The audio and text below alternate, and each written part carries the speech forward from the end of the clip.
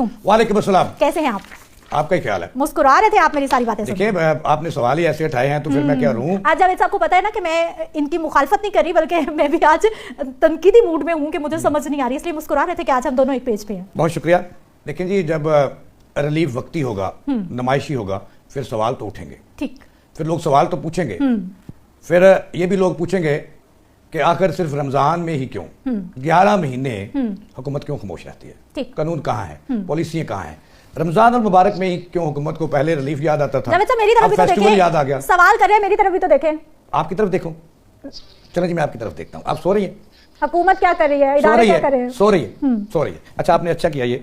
देखिए मैडम, मुझे ऐसे लगता है कि मैडम मरियम नवाज ने तहैया कर लिया है कि उसने इस कौम को मेले ठेले देने हैं, उसको कोई मुस्तकिल पॉलिसी नहीं देनी। तो सर मेले ठेले भी देने में फिर आप वही तनकीद पे चले गए। सर मेला ठेला दें, साथ में अच्छे काम भी उसको कबूल करें ना। रौनक लोगों के पास है क्या एंटरटेनमेंट के लिए? मेरे करीब पहले वाले जो हुक्मरान थे वो भी इस कौम को बेकारी बना रहे थे और मौजूदा भी बेकारी बना रहे हैं। उनको रिलीफ नहीं, उनको कोई मुस्तकिल कारोबार दें जिससे वो कमाएं और अपना खाएं। अगर एक बंदा 11 महीने आटा रोटी दाल रोटी खा सकता है तो वो 12वें महीने क्यों नहीं खा सकता? वो भी खा सकता है। लेकिन आपका ख्याल है सिर्फ और सिर्फ पॉइंट्स को बचत फेस्टिवल नहीं होना चाहिए। ये बचत फेस्टिवल पूरी कौम के लिए करें। देखिए पंजाब की आबादी जो है इस वक्त 14 करोड़ 70 लाख हो गई है, जिसमें लाहौर की आबादी 2023 की मरदमशुमारी के मुताबिक जो थी वो 2 करोड़ 73 लाख 470 नफूस पे मुश्तमिल थी। अब 2 साल हो गए, अब वो हो गई है 3.25 करोड़। ठीक। अब मैं अगर बात करूं, क्या पंजाब जो सिर्फ लाहौर है, लाहौर को आपने फतह करना है। पूरे लाहौर के जो 10 इस वक्त डिवीजन है पंजाब के, एक डिवीजन के एक हेडक्वार्टर में आप जो ये बचत रिलीफ कैंप कर रही हैं, फेस्टिवल लगा रही हैं, मेला ठेला लगा रही हैं। अब ये रिलीफ के पैसे नहीं गवर्नमेंट ने बताया कि ये कहां से आएंगे। ये सप्लायर पर बोझ पड़ेगा या गवर्नमेंट सब्सिडी देगी? अब देखिए लाहौर जो है, मैं फिर कहता हूं कि पंजाब नहीं है। मरियम नवाज का फोकस जो है, पहले बसंत था, उसके बाद नया फेस्टिवल आ गया, फिर एक नया आएगा। मकसद ये है मरियम नवाज साहबा का नौजवान नस्ल को काबू करना, उनके दिमाग और दिल पे हुक्मरानी करना। और मेरी जो रिसर्च है, अब तक के जो मेले ठेले हैं, बसंत है, इससे पहले स्कूटरी थी और कई मैडम मरियम नवाज ने प्रोग्राम शुरू किए, मेरे ख्याल में अभी तक मरियम नवाज को वोट बैंक नहीं बढ़ा सकी, सिर्फ उनके दिमाग तक क्लिक कर सकी है, यहां तक नहीं उतर सकी। मैं आपको पूरी पॉइंट करता हूं, यहां तक आई हैं कि ये मरियम है कौन। पहले तो लोग जानते नहीं थे। अब इन मेले ठेलों की वजह से, इन रिलीफ की वजह से, इन प्रोजेक्ट की वजह से मरियम नवाज को अब सूबा भर में लोग जानने लगे। लेकिन मरियम नवाज साहबा के मशीर पता नहीं कौन है। कल उन्होंने अपने बहनोई को भी मशीर बना लिया।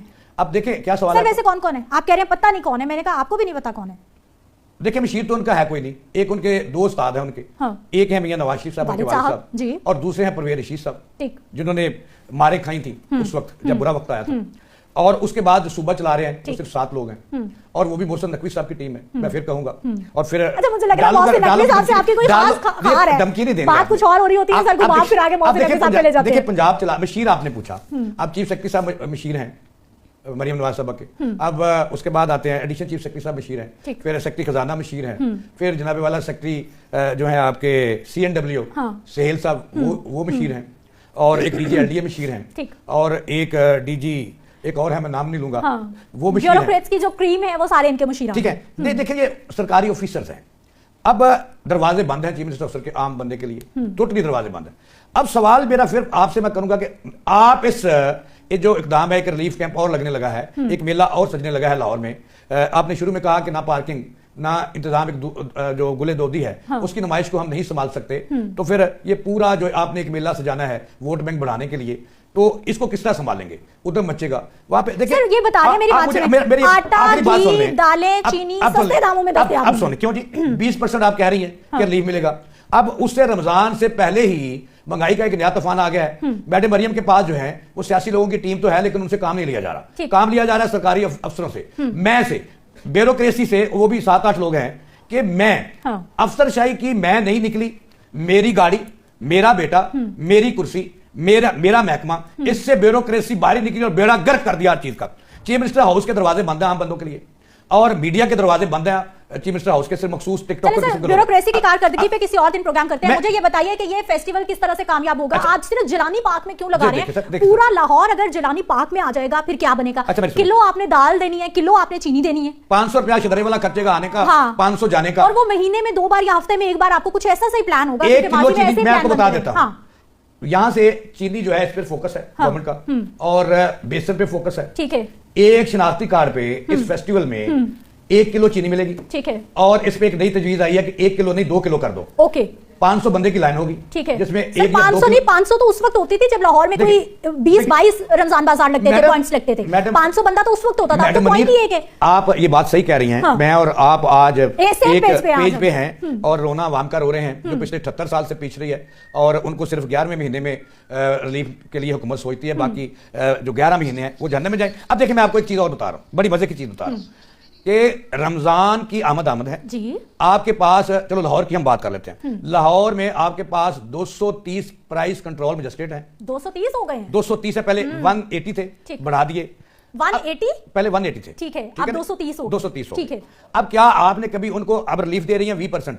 और जो कीमतें हैं 20% मैंने नहीं कहा, मेरे पास ये नहीं है, मुझे बस ये पता है कि रमजान बचत बाजार 13 से 15 फरवरी लगते हैं। मैं आपको बता रहा हूं, मैं आपको बताता हूं कि आप जो है, यानी कि आपकी हुकूमत जो है, आपकी पसंदीदा हुकूमत जो है, उसके ऐलान के मुताबिक कि वो फेस्टिवल में 20% जो है वो रिलीफ देगी, डिस्काउंट देगी। ठीक है, डिस्काउंट, यानी कि चीनी 160 रुपए किलो चीनी है और उसमें 20% रिलीफ कितना हुआ? 100 रुपए में से तकरीबन 30 रुपए 130 रुपए किलो मिल जाएगी। 130 रुपए 140 रुपए किलो मिलेगी। ठीक है। अब मैं आपको जो खबर बता रहा हूं, खबर यह है कि रमजान की आमद से कबल ही लाहौर में महंगाई का एक नया तूफान आ गया है। घी की कीमतों में इजाफा हो गया है 15 से 20%, ऑयल की कीमत में 15 से 20%। इसी तरह चीनी जो है उसका सरकारी रेट 160 रुपए है, इस वक्त आपको मिल रही है 180 रुपए, 20 रुपए तो वहां परसेंट पूरे हो गए। इसी तरह आटा जो है वो आप 10 किलो का आपने रेट मुकर किया 905 रुपए, वो थैला मिल नहीं रहा लोगों को। और 20 किलो आटे का आपने रेट किया मुकर किया 1810 रुपए।